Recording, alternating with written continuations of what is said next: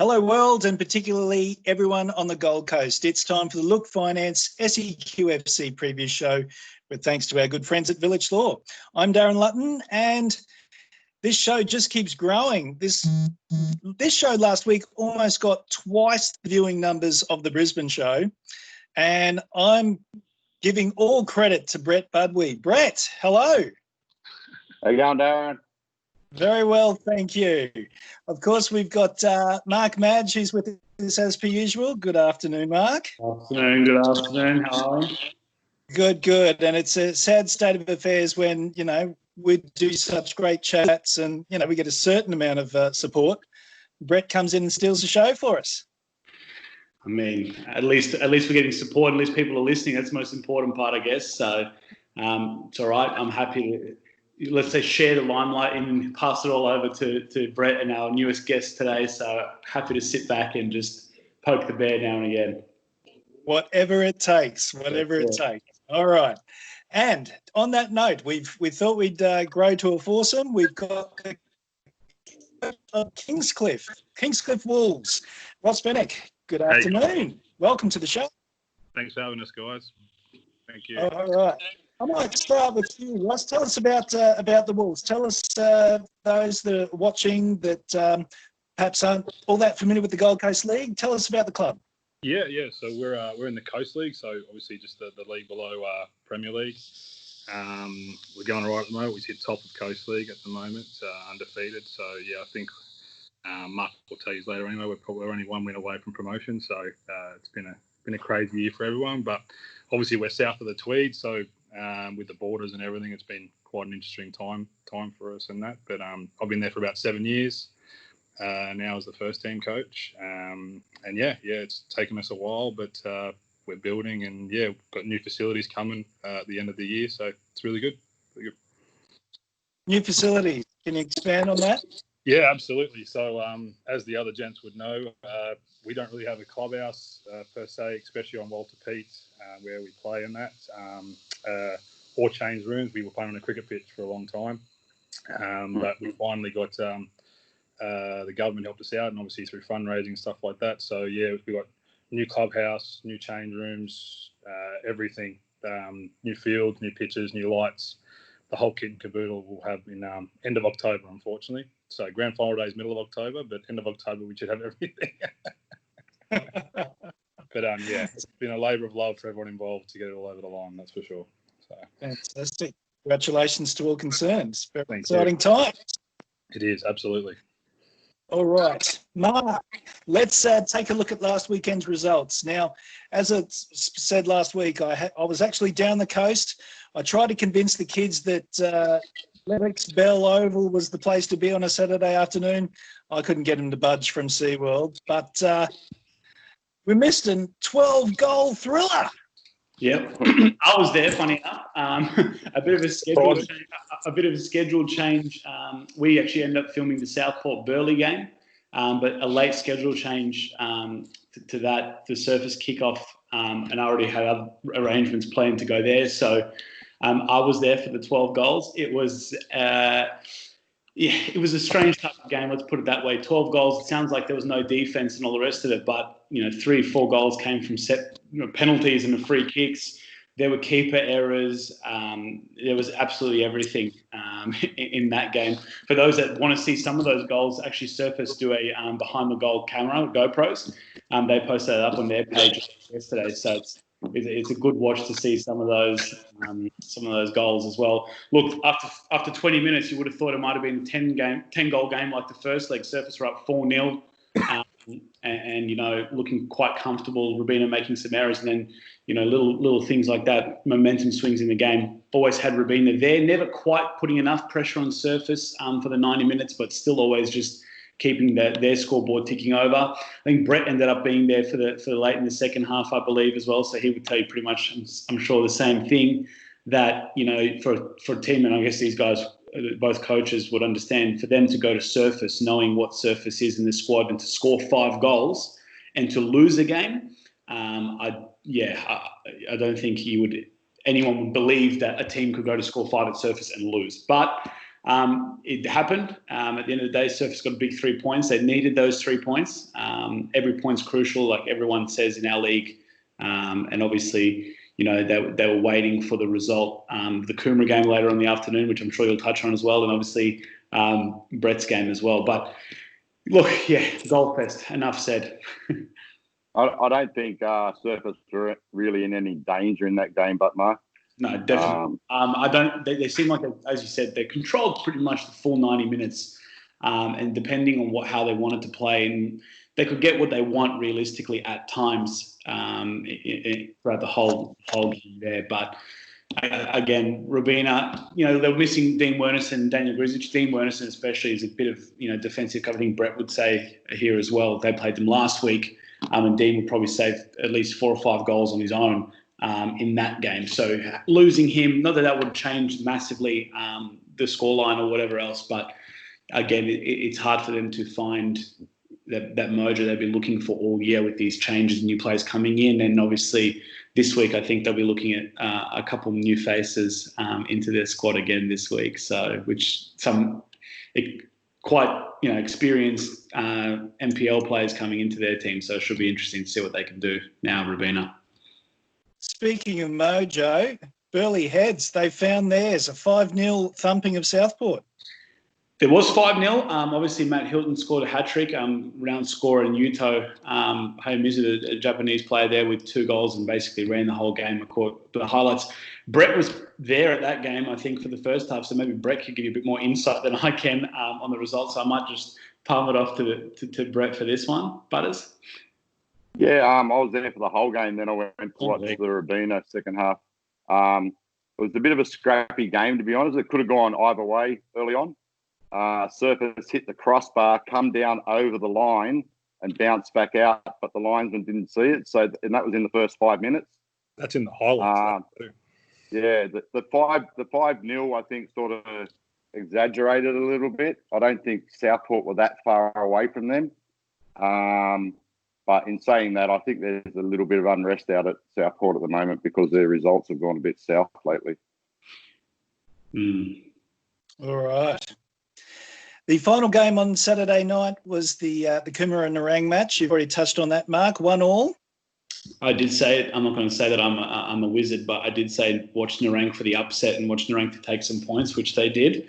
Obviously, 2 new Japanese boys in there, Koki, Miyasaka transferring from Surfers to Nerang, give them a major lift, and another Japanese boy coming in from last year who actually played first division for Musgrave. Ross might be familiar with him, Koji, the Japanese centre midfielder.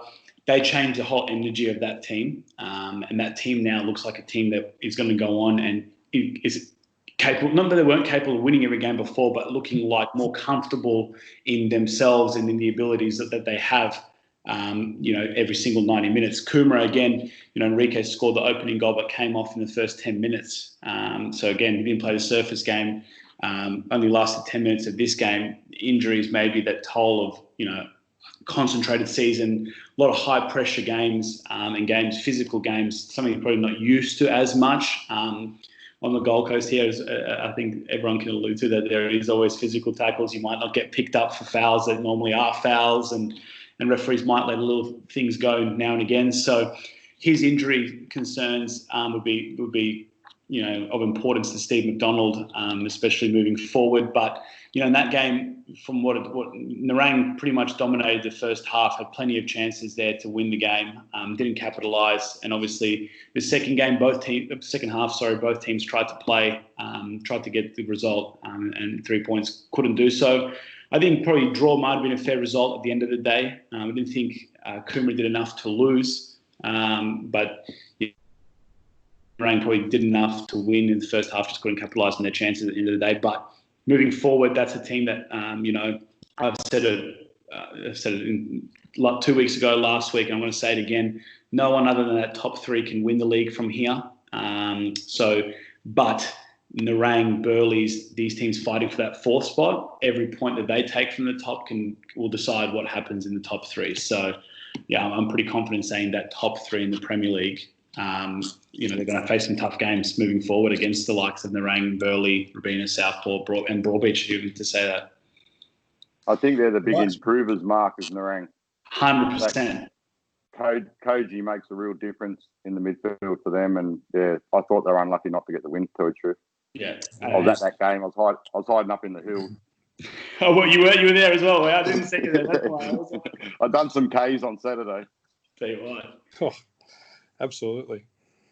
Let's go now to the Sunday game. Brett, it must have been a comfortable 1-0 walk in the park win over Broadbeach, right?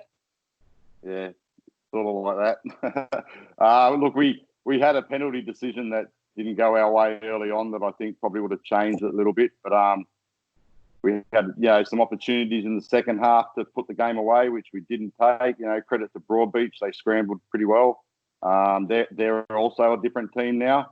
Danny Morton and Justin Watmow make a massive difference in the midfield for them. But, I didn't think we were really in any danger. I thought maybe if they equalised, we probably could have gone up to another gear again. But happy to come away with any sort of victory out of Broadbeach, especially singing the team song in their dressing shed was good. That, of course, leaves you 1 point on top of the table over Surfers Paradise. Coomera dropping to third, another point back. All right, let's quickly have a look at this weekend's fixtures. Which games stick out to you, Mark? Surfers Nerang. I think that's the massive one this week for a number of reasons, and not necessarily for those two teams, what happens in their season, but what happens, the knock-on effect. For me, this will be the crucial game for Surfers if they want to win the league. I think, I'm not going to put it on Brett, I think Palm Beach on a Sunday afternoon, Southport might...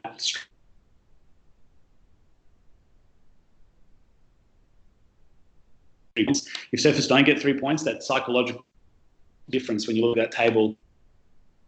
Beach again, Surfers and the rest. I think that might be a bit hard to overcome, considering they still have some tough games. They've still got to go to Coomera in the last game of the season away. So a bit of tough matchups for them. Nerang, on the other hand, with everything that's going on now with Burleigh back in the picture and some results as well, could change that race for that top 4 spot with their new additions. I think they'll fancy themselves down there. And I love to mention, Alex is a great friend of mine. Lee Vernon's record against Alex is very, very good. I think he's beaten him 8 out of the 10 times that they've played against each other. The good part for Alex, obviously, is one of the wins that he did get was this year, earlier on in the year. So he'll take confidence out of that one going into that clash. But I think that one will be the main game this week. That will, affect Coomera Burleigh just the same. Obviously, I'm looking at it more Coomera with the injury toll and everything that's happening there. They'll still right in the mix of things. Don't get me wrong, but I think they still think they can get past Burleigh quite comfortably, considering the quality they've got and the fact that game's at Coomera. Fila doesn't like going to Coomera. He hates playing out there. But his side, on the other hand, they have a lot going for them. They win. Matt Hilton back in goal scoring form. It's Yuto's last game. He's going back to Japan, so it's another major player that they'll be losing after this game. They might want to leave him. Well, they want to leave him on a high note with a win. So a lot of number of factors in there in those 2 earlier kickoffs. Anyway. Very good. All right, let's show some love for the Coast League. Russ, you had a 2-0 win over Tweed United on the weekend. Tell us all about it. Yeah, that was Tuesday night, actually. We had a win over Tweed United. We had 2 rounds since, so we played Saturday against Mudgerbart, a 4-0 win, and then a 2-0 win against Tweed on Tuesday. Great, just wonderful atmosphere. Derby game, obviously, Kingscliff versus Tweed. Big crowd. There was under 8s, under 10s. Everyone was there. It was brilliant, to be honest with you. But yeah, just really tough game. They came out, they were desperate pretty much in the first 25 minutes and gave everything to us. And we had a goal disallowed a bit after that, which fired everyone up. And then from there, we just pretty much took control and, got 2 goals in the second half. And, it was just really good, to be honest. I think it puts us 10 clear of them in third and 2 clear of Musgrave, who got away with the win on Tuesday as well. So they were 2-0 down at halftime, I think, Musgrave, and 1-3-2. So, but it was just a wonderful, wonderful win for the lads, to be honest with you, on Tuesday. So. What's been the key to your success this season? just to be honest, everyone just put in a shift, especially in Coast League. Like these two gents would have been around Coast League before. Sometimes effort wins over skill when it comes to Coast League, to be honest with you. And we've had a lot of changes, especially from pre-COVID till after COVID and stuff. Well, since we've got back in since COVID and that, a lot of season-ending injuries, but we've just had a lot of good depth. And just the lads just show up every time, just ready to go for 90 minutes, to be honest with you. And probably, if I'm honest, the ability to keep a clean sheet is probably the best way of going. And we've defended extremely well. We've conceded 4 goals all season, so that's also obviously a massive strength of ours, really. That's for sure. So. For sure. And you're banging them in at the other end as well? What's that, sorry? You're banging them in at the other end as well? Not as regularly. Goals in 8 games? Yeah, you say that, but one was 10, so we beat Mudgeeraba 10-0 in round 1, to be honest with you. What was that? Oh, he's left. I think he might have got disconnected. Relegated. I don't know what happened there. Sorry, guys. There we go. That's all right. Look, we scored 10 against Mudgeeraba in round 1, so that probably doesn't help. And to be honest, we were struggling to score goals for a good time there afterwards. I think we only scored 7 in 5. I think it was something along those lines. And if I'm honest, a few of those were set pieces. So until Saturday and then obviously Tuesday with 6 goals in 2, we were probably struggling for my liking up the other end, that's for sure. So, Ross, when you're a club without a clubhouse, how do you go about attracting players?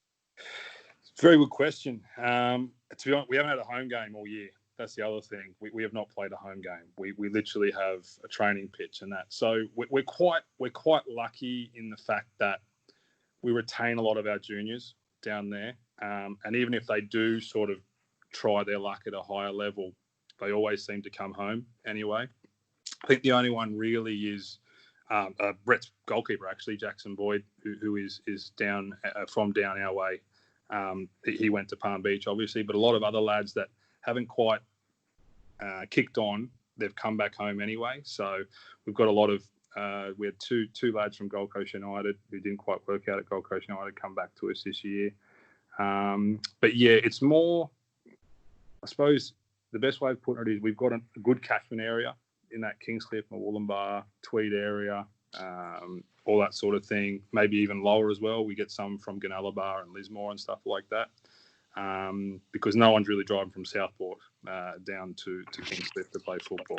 So it's usually that catchment area sort of thing. So. And tell us a little bit about the issues that you've had with COVID and getting a pass to your game. Pass has been all right since they've opened it up with the passes, but it's just the stress, especially early. And Mark can attest to this because he's got in the office and that. Just the stress of not knowing if you're playing each weekend. That's just the honest. Like there's weeks there where and it's not just us; it's the kids and the parents and everything. It's really been terrible, to be honest with you. The stress on people. Just trying to go, look, are we playing football or can I get to work the next day? Do you know what I mean? Can I do this? Can I do that? We've got obviously the bubble's into play now, but we've got some gents that work outside the bubble on going south, which means they can't come into Queensland for 2 weeks because they're going outside that bubble, for example. So they've had to tell their bosses, look, can I work from home or can I do this or can I do that? But yeah, it's been crazy, and just the stress on people is probably the main issue, that they just don't know, A, if they can play football the next day on the weekend, and B, whether they can go to work or anything like that. So, but at the moment, fingers crossed, it's okay and everything's all right. And like I said, one more win, then they can't take nothing off us after that. So. So will you attend the Musgrave Runaway Bay game this weekend? No, I think we're having a do together, to be honest with you. It's our first bye in a while. So the gents and I are getting together and doing something there. So to be honest, look, I've seen what I need to see. It's fine. It's it's the truth. It's in our hands now. You know what I mean? We don't really have to rely on anyone else's results. So we've got 4 games left. One of them is Musgrave, which is great, obviously. So we can that'll be a nice sort of thing. But yeah, it's an interesting time. We've had 2 draws all year, and they were both against Musgrave and Runaway Bay, and we play them. We play them again. So, but yeah, look, we're confident. We're ready to go. It's just a matter of doing our job each week now. So, me going to watch them regardless is not going to change anything, to be honest. So, how do you see the game going? Musgrave Bay. I watched their round round 1 fixture. I think it was just after COVID. We had the bye. Musgrave dominated early, but they really did. But they only were, I think it was 1-0 or 2-0 up at half time. Bay are very young, very, very young. Even their coach is a 23-year-old gent. He's doing a great job with them. So yeah, they're very young. But what Bay really did well was getting behind them in the first sort of fixture. So I think goals can be had for Bay and Musgrave. Probably the difference between us and Musgrave is Musgrave are conceding 1 or 2 goals each week.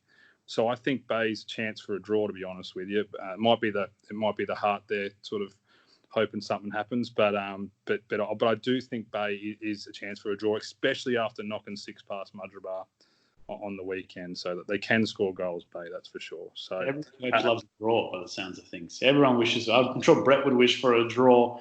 Draws all weekend, Mark. Draws all week, mate. As long as you're not playing, draws are the best thing. You know, that's it. Except for no draws on Sunday. Nah, yeah. You got the Sundays every week by the looks of things. But yeah, look, I think they're a chance. If you had to put me on the spot, I think Musgrave will get a win. But I think it'll be a close win, to be honest with you. I really do. All right. And I'll get you to cast your eye over the other 2 matches. Friday night, Bonduni taking on Tweed United, and Saturday, Pacific Pines against Mudgeeraba. Pack Pines, I'd say. Definitely. It's at Pack Pines, isn't it, Mark? Yeah. So you definitely Pack Pines, I would say. It's like Stoke on a Tuesday night there, 100%. So, yeah, no, I think Pack Pines will just be too bullish for Mudgeeraba, to be honest. Again, Mudgeeraba have improved a lot since round 1. I think we only beat them 4-0 the second time round, but they were structured a lot better in that. So I think Pack Pines will get the job done there. And Bond and Tweed. I like Bond for there, to be honest, at home on a Friday night. A lot of pressure there. I don't know, especially when we played Tweed on a Tuesday. Tuesday night was such a physical, just adrenaline dump of a game against each other. We're lucky to have the bye and for Tweed to play 3 days later. But, again, Bond were 2-0 up, so who knows what they're going to be like mentally. So let's go a draw, Mark, do you have anything to add to that? I have a question, not regarding. I have a question for Mr. Fenech here. Obviously, I don't want to jinx him because he's obviously 1 win away. But we've won nothing, mate. Just so you know. No, not for about the win. It's actually more for 2021. An interesting question both ways, actually, to see. I don't want to put the wood on you guys for anything or commit to anything, or I'm not going to distract any teams or. Obviously, if you were to get into the Premier League for next year, have you cast your eyes over on any of the players in there that you wouldn't mind having in your team that are achievable? When I say that, I don't mean your top-end star that is pretty locked away with their coach or whatever else, but is there anyone that has caught your eye in the Premier League games that you've been to? Mate, someone asked me the other day, they go, so is Matt Hilton coming next year or what? If whoever don't know, Matt and I have been friends since we were about 10 years old, or that sort of thing. So everyone keeps asking me that silly question. But anyway, look, I think it's more, like I said before, no one's coming from Southport or anything like that, travelling down to Kingscliff. You know, what's that, mate? Went to Moolumba. Yes, but I'm not offering stupid money, so that's definitely not going to happen. Look, I think it's more of those younger lads sort of have a look at those things.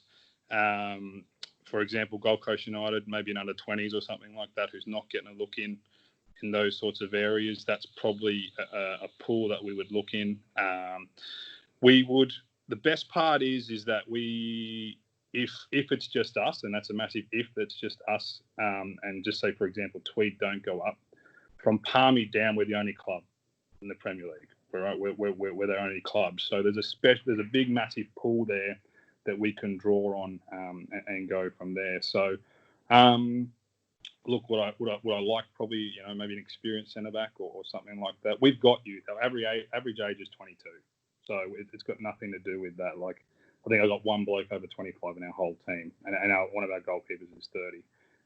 But an experienced centre back or something along those lines would be good. Something along those lines. I appreciate what Brett's doing, for example, down at Palm Beach. And I sort of think, those younger lads have come through the past few years and all that sort of thing, and they might have been Gold Coast United per se or Gold Coast and that sort of thing. But I appreciate that he stuck true with a lot of those lads and gone through there, which is what we've done for a long time to get where we are. So we won't make massive changes, that's for sure, but we will just try and maybe quality over quantity is probably the best way of putting it. Brett, what about you? If we get up. Fair enough.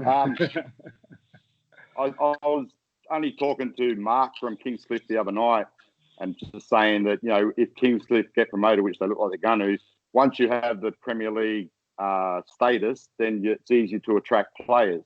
So maybe those, a couple of good players are at Tweed or at Wollongbar that might want to play Premier League will naturally come to Kingscliff. I have a good scout down in the northern New South Wales area, and he informed me there's some good players in the Byron and the Lennox teams down there at the moment. One of them is a centre back, Roscoe, and so I'm sure players even from that area would come up to Kingscliff. It's only 20, 30 minutes drive to training. Yeah. To be honest with you, a fair few players from my team were born and bred down in northern New South Wales, and their attitude is excellent. They're like country boys sort of thing. They've got good work ethic, good attitude. So, you put a good group of young fellas together from down that area, and it's only a matter of time before you become successful, I reckon. Very rarely they whinge about injuries as well. That's for sure. Mate, they play with anything. Yeah, they just want to play the game. The other thing about that, and it's something that none of us can answer, is who knows what this bubble is going to be like at this point in time. Like, we can't. Like, we were actually talking very briefly about trial games, for example. We can't play South Lismore or Gunnellabar or anything like that at the moment for the simple fact that no one can go in or out of the bubble, really. And most of our lags, we can't play. Like, we play Kangaroo Point Rovers every year, just for example. We can't do that because we can't go any further than Ormo at this point in time. So, and I'll be honest, I'm not sure if they can come down to Kingscliff. That's something that I don't have an answer to right now. But that's just little things that are obviously going to affect who we attract from lower of the lower of Brunswick, and higher onto the coast. So, look, we love our squad. Our squad is really, really good. We're very, very young. We've played together for a very long time. So, we're not there just to make the numbers. Is probably the best way of putting it. That's for sure. We're there to we worked our tails off for 7 years. As Brett and Mark can tell you, they've both watched me from afar for a long time and watched the club from afar. So we're not just going to go there and just make up the numbers. That's for sure. Thank God there's no more cricket pitch, Roscoe. Mate, honestly, you have to play up. Yeah, that was a definition of get the ball out wide. How many wingers do you play with? We play with about 8 wingers, one centre back, one striker, and then go from the best because we laughed, but geez, the injuries were bad. And I think TVK, when TVK was playing out there, Luke Morley, obviously such a solid team in 2011 and 2012. Yep. Good luck going out there and getting a result in a midweek catch-up match or something like that. No chance. Absolutely, yeah. TVK, yeah, that's for sure. I mean, on that cricket pitch, it was an ice rink, mate. If you played at night, that's an ice rink out there. Your central midfielders are just walking on their tippy toes because it's real bad. But no more of that. Walter Pete will be beautiful. Smick, I look forward, hopefully, to welcoming you to the Den. That's the Den on next season, Brett. That's for sure. Yeah. As long as you got KFC after the game, still I'll be happy. Yes, KFC guys, our major sponsor, Chimbra and Wollongbar, and they're very, very good people. That's for sure. Absolutely. Fantastic. If you don't know, We're out of time. This show just keeps getting longer every week. But it's a good thing to talk about. That's why, mate. Absolutely. Exactly. All right, Ross, thank you so much for joining us this week. It's been we've had some great insights from you. Really appreciate your time. Yeah. Appreciate it, guys. Thanks for having us. Absolutely. And Brett, you've like part of the furniture now. You're looking so comfortable. Cool. My agent has been in contact with you about a fee, hasn't he? Yeah, we're talking to sponsors. Sweet. Comfortable on the top of the table as well. That's for sure. And Mark, as per usual, always a pleasure. Thank you so much for your time. Thank you so much. All good. All right, everyone. That is the Look Finance SEQFC Preview Show with thanks to our good friends at Vilic Law. We will see you next week. See you later.